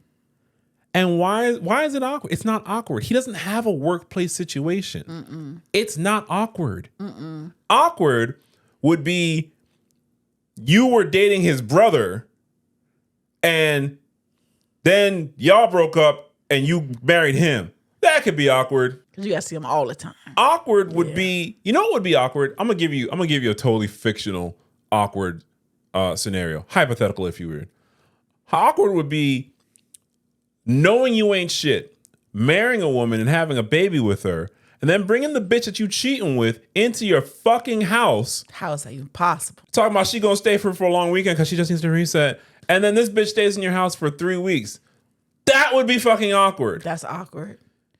See? And to me, that's why I say I can't be doing this. To me, that's where Classmate, you shenan. That shit would have never happened. That could have never happened. Classmate? Nope. Classmate, you know what? I want you to remain a classmate. I do too. I never want to go to it. I don't think you're shenaning in your marriage. I think you are accepting a tad too much. Yep. And so there's a line, and it's so hard because if you read something on the internet about marriage, dump them, divorce, blah, blah, blah, it's always just divorce, divorce, divorce. And then there's, but you got to fight for your marriage. And there is a line, just like the last Ask the Black Kids, there is a line. Would I fight for my marriage? Yes. Yes. Would I fight in my marriage? No. Not for long. No. Not for long. Mm-mm. Would I sacrifice for my marriage? Yes. Would I sacrifice my integrity, my self-respect, my love for myself time and time and time again? We will all play the fool in a relationship at some point. Yep. Doesn't mean you don't love someone. Doesn't mean they don't love you. Correct. We will all play a fool at some point. But I can be a fool here. I can be a fool here. But what I can't do is be a fool for years on end, possibly in perpetuity for the rest of my life. And this man has decided he wants to make you be a fool because he's so fucked up on the inside that he doesn't know how to deal with the fuckery that's within him, and he's now going to put it on you. Is he doing it to neutralize the guilt? I don't know that he's guilty. What I do know is that he's fucked up. Yep. What are signs that he's fucked up? He brought the bitch he's cheating with into the house where his wife and child are and had her staying there for 3 weeks. How's that possible? Like it's all good. And Classmate, I never recommend violence. I never recommend violence. But you should have cut this bitch, hypothetically speaking.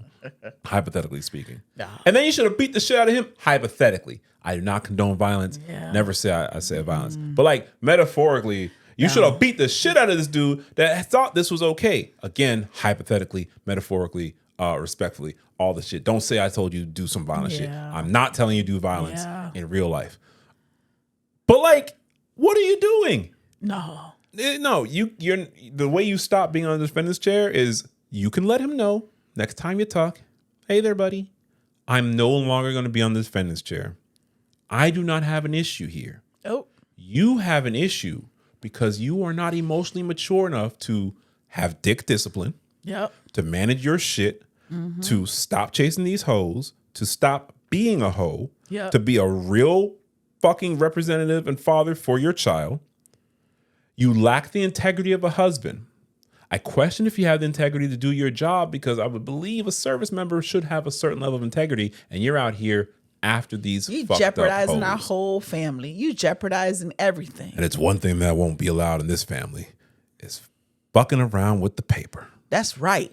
You jeopardizing everything. You out here fucking around, bringing who knows what back, and you out here playing with your job, getting in trouble and shit for what? So that's what all that meant to you. See, that to me means you're not worth me. That's how I see that. No, let's go. And classmate, some of the work you need to do with someone that loves themselves, values themselves, and respects themselves, be with this man. And if your answer is yes, then keep doing what you're doing. Yeah. But if your answer is I don't know or no, You got some decisions to make there. I wish you well. I wish you luck there. And sounds like you're trying to give grace, but remember, make sure people. it sounds like you're deserve trying to it. give grace, and he is not doing anything to be deserving of said grace. Exactly. That's it. Where is the atonement? I don't need none of that. Where is the healing and help that he obviously needs? Yep. Because what was in him that allowed this to ever happen? Exactly. Talking about what you was doing 12 years ago. He was obviously with some fucked up hoes 12 years ago, because he's fucked up today. Yep. Said I wasn't going to be cussing as much. Good try. No, but it's the shit that happens. It's the shit that happens. Yeah. It's a lack of integrity. That's terrible. I can't sell out my integrity, because my integrity, for me personally, my integrity comes from two people. And though they are no longer on this earth, they developed me to the point that I could have my own integrity. So for myself, there's certain shit I cannot do. Yeah. And then from where I come from, and knowing and respecting where I come from, there's certain shit I can't do. Your husband lacks integrity. Your husband lacks a code. He's in the service, but he is of no service to your family or to his son. No. It's terrible. He's a bad ma'am, respectfully, your husband is bitch made, and he's bad. putting it all on you. And it sounds like you're trying to like. Navigate It doesn't sound like you're taking that part. I don't think you're taking that part. But you see the bullshit, Yeah. and you trying to figure out He's trying to navigate how to through help it. him with his fuck shit. He needs to figure out his own She's bullshit. trying to be the helpmate that she signed up for, but he didn't disrespected it and gave up on all the vows and everything, and she trying to hold it down. And I don't think he deserves for all that holding down. So, good luck, classmate. Thanks for sharing. Thanks for giving it here, classmates. If you have some offers of suggestions, or you've been in a similar situation, please make sure to go ahead and let us know in the comments. And classmates, yeah, I'm sending you healing energy there. Last thing I will say on it, I'm not just saying get a divorce. I'm saying you need to set the expectation that he has serious work to do.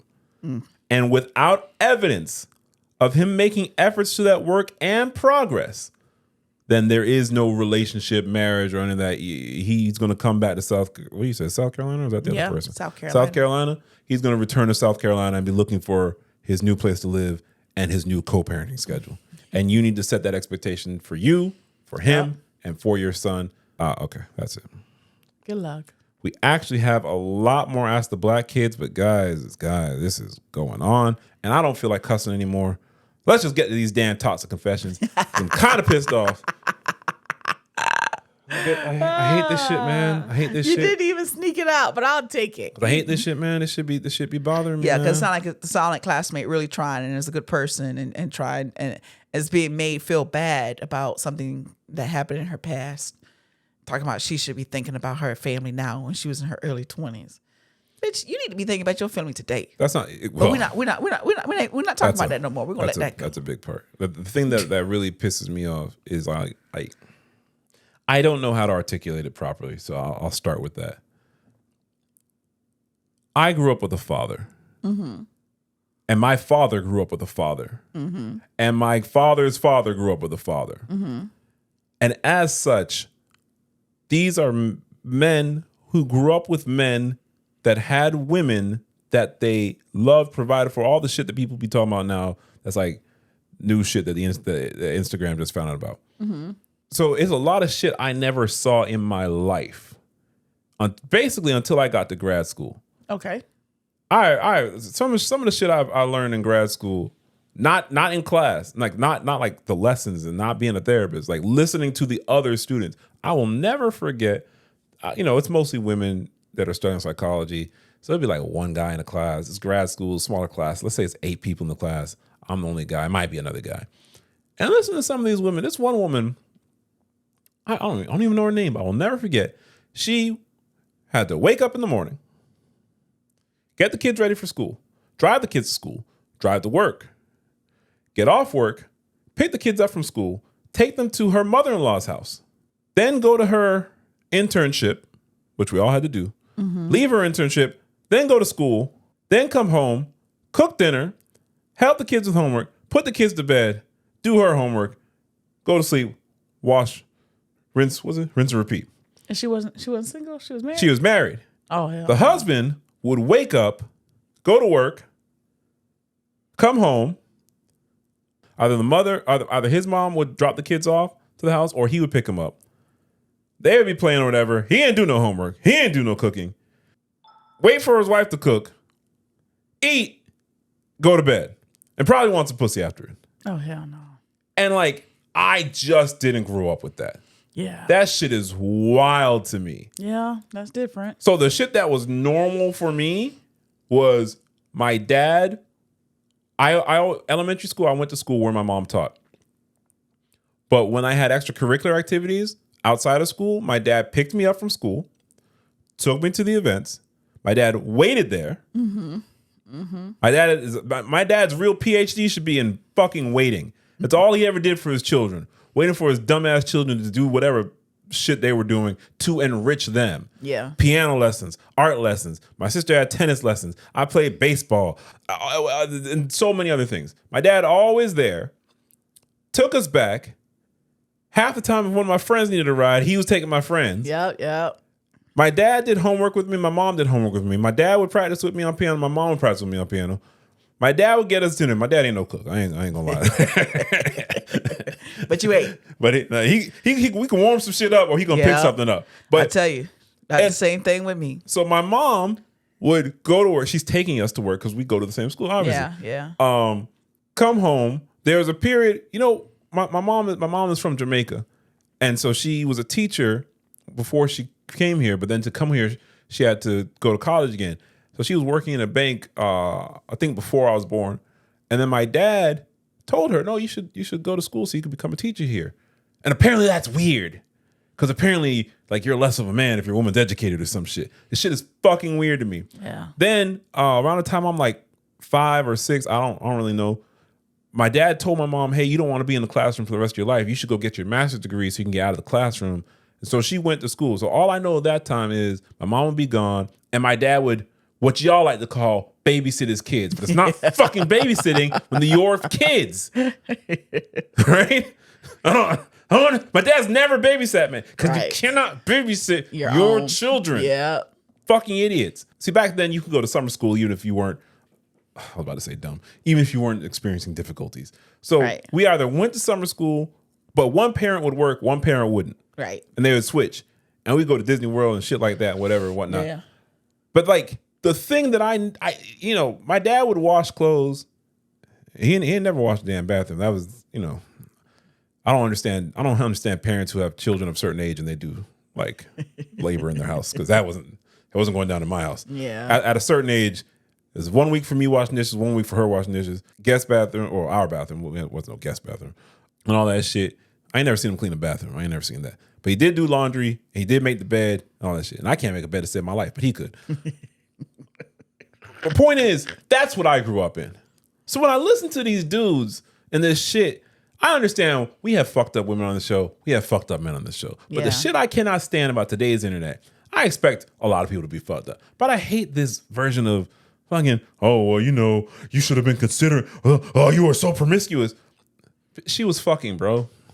Yeah. You she was fucking before she knew about you. You had her in the house. You was fucking another bitch. That's fucking wild. Yeah. Imagine how terrible that would have been if she hadn't had fun in her early 20s and found a miserable piece of shit like you and had waited all that time to be with you. That's Imagine fucking that. wild. Imagine that's all you know was that fucked up image of a relationship. If you don't got to hear with that nonsense, I can't even, like I told you, I can't entertain it.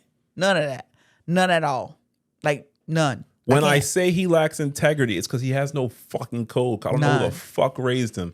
I thought the military would have given him a code, but obviously that's a fucking joke too because he's a bitch. And I'm so sorry to do all this shit. But who the fuck is this? Who the fuck is this person? And maybe he comes from trauma and pain and all that kind of shit that he needs to heal. But then what the fuck are you doing putting that on your wife, the mother of your child? Stop having a baby with these motherfucking people if you can't fucking stand them. It makes no fucking sense. You want hoes, then go get hoes, fam. Yeah. Talk to your wife. Hey, I want to marry you, but I still want hoes. She might tell you, shit, I want hoes too. Just talk it out.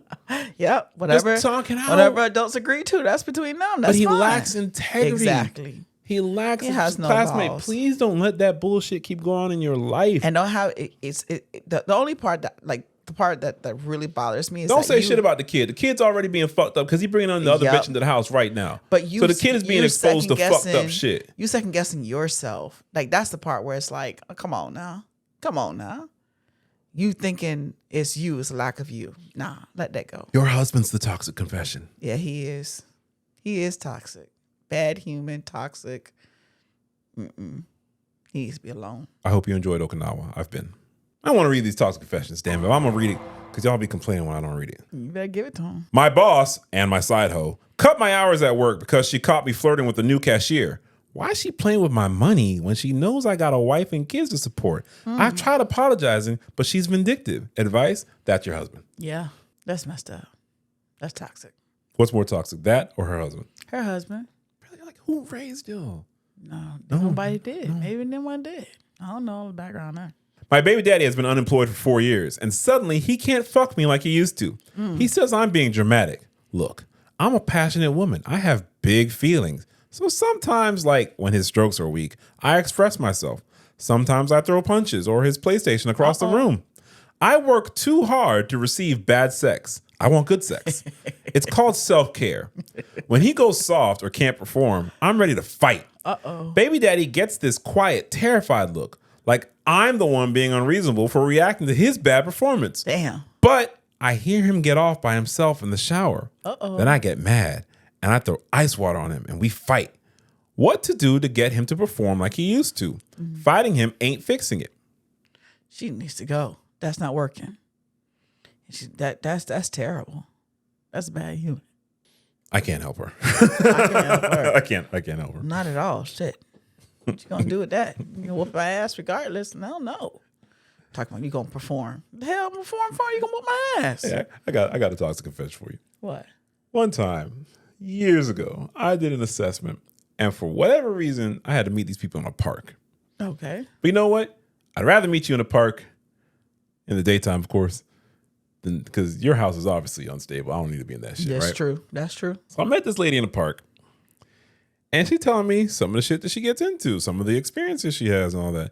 Like, you know, her boyfriend had pissed her off because like she wanted a 20-piece nugget. He only got like a 10-piece nugget, something like that. It was something like that. So, you know, she did what anyone would do. Drove his truck into a lake. What? Yeah. Oh no. And I'm like, oh man, that doesn't sound good. I hope you were cautious with your words. You know, they like it when you have a response. Oh no. Don't excite them. No, honey, I have years of working with crazy. Okay. That's crazy. I have years of experience working with crazy. Yeah. That's not me. That's what you're trying to allude to? That's not me. We work so well together. Give me a kiss. Nope. Now you messed up. Nope. Don't worry. I got dinner reservations. All the attitudes don't go away. It's cool. I know the game. So I'm asking her, like, okay, so yeah. And I don't know why I asked. I was like, so where is he now? Oh, he's over there waiting for me in the car. Who's crazy in that scenario? She's not crazy in that scenario. She is crazy. No. He might be scared. No, I'd be scared. No. She's not the crazy one in that scenario.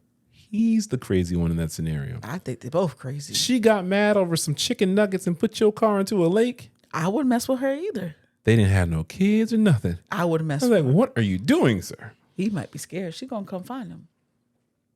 She don't know how to get out of that. That's toxic. You're right. That was a toxic confession. And you going to drive the whole truck in there? Did she get out? Like, well, clearly she got out.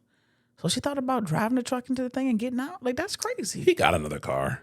Oh my gosh. My wife of 19 years lost her good paying job because she stood on principle and defended a meek coworker who was getting reprimanded by their toxic manager. Their toxic manager is loud, rude, but she's also my ex and current side chick. Manager, I fired your old bitch today.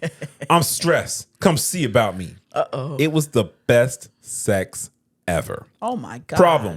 Wife hired an attorney and is suing the company for age discrimination. Ooh. Side chick was out on unpaid leave and her work phone records and text messages have been subpoenaed. Damn. Our text messages are on those phones. Damn. Wife's attorney has subpoenaed my cell and text records too.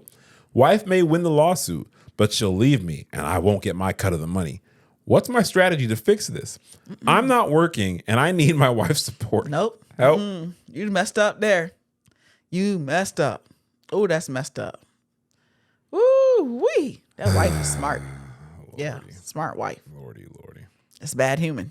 And in our final toxic confession, I told my wife she got too thick for me to even look at her anymore. Honestly, just keeping it 100. So she went and got herself one of those buzzing toys. Fine, whatever. I upgraded. I took her credit card and ordered a premium realistic doll that looks like a black Victoria's Secret model who actually appreciates me. Now, this woman stays interrupting my quality time with Diamond. Yes, I named her. I'll be in the bedroom having a peaceful, drama-free session. And my wife barges in yelling about bills and therapy and why is there a whole fake woman in our bed? Like, ma'am, Diamond doesn't talk back, doesn't gain weight, and never has a headache. She's perfect. Here's the real problem. I want to buy Diamond some nice lingerie to spice things up. Something lacy, classy, you know? But my wife froze the card and says she's not paying for outfits for my side chick who doesn't breathe. Oh, wow. She says I'm sick for wanting to dress my girl up. Should I get a part-time job just to keep Diamond in La Perla? Oh, or is my wife gosh. obligated to fund the relationship that actually makes me happy? By the way, I haven't slept with her in months and she stopped asking me, so she may be cheating. Advice? I can't. But at least he ain't cheating. I mean, he is cheating. Well, she know about it. Like, so he ain't cheating. I mean, it's still cheating even if you know about it. I mean, no, he has rendezvous with the doll. With Diamond. Yeah, Diamond and him. But the wife know about that. They agreed on that. If you really want to understand this, watch a movie called Lars and the Real Girl. This is a real thing, you know. I that's why I said I'm not judging it, but they have an understanding. She got her a toy, he got him a toy, and that's how they He doesn't have a toy. Oh well, he got Diamond. For him, Diamond is a and the wife was okay with that. She just said, "I'm not buying no lingerie." So then, yes, she ain't stopping that. For the first time in Toxic Confession history, we have an answer. Yes, you should get a part-time job to keep Diamond laced up in La Perla. Yeah, there you go. There we go. Yeah. Well, I'm glad. See, that's mediation. They mediated. She didn't want. Good job, baby. She didn't want him, and he didn't want her, but they still together. All right. Diamonds really bring things together. Diamonds are forever. Yes, they are. Classmates, thanks for giving us a chance. You don't know what we're going to say. We don't know what we're going to say. Never. We hope we can be helpful. We might not always be helpful. Sometimes we might just get angry and start cursing out your bitch-ass husband. Other times, we might try to find some resolve and maybe we can give you some guidance, or at least you can listen to someone else's situation and hopefully apply the good parts to yours. And we are not perfect. Right. And the other good part is if you disagree with us, classmates, you're allowed to express that and maybe offer some other suggestions or maybe different views that we didn't think about. Sometimes I'm driving and I hear these things and it's like, oh, you know what? That's true, but I could have said this too. So, go ahead and leave those comments and help a classmate out. Help a classmate out. Please, please, please, if you made it this far, leave a comment. Those ratings on Spotify have gone up, but they haven't gone up enough for Spotify's liking. They still send him Spotify members, Spotify listeners, I appreciate you. This isn't me. It's not me. I think the numbers are fine. Spotify does not like my happiness or peace. Yeah. Please like, comment, subscribe, share it with your group chat. You have a friend that's going through something like what we talked about. Go on and play it for them. Let me call somebody else's husband a bitch. Whatever works. Just want to keep building the community. Hit us up at onlyblackkids.com. That's onlyblackkids.com. Peace out. Bye-bye.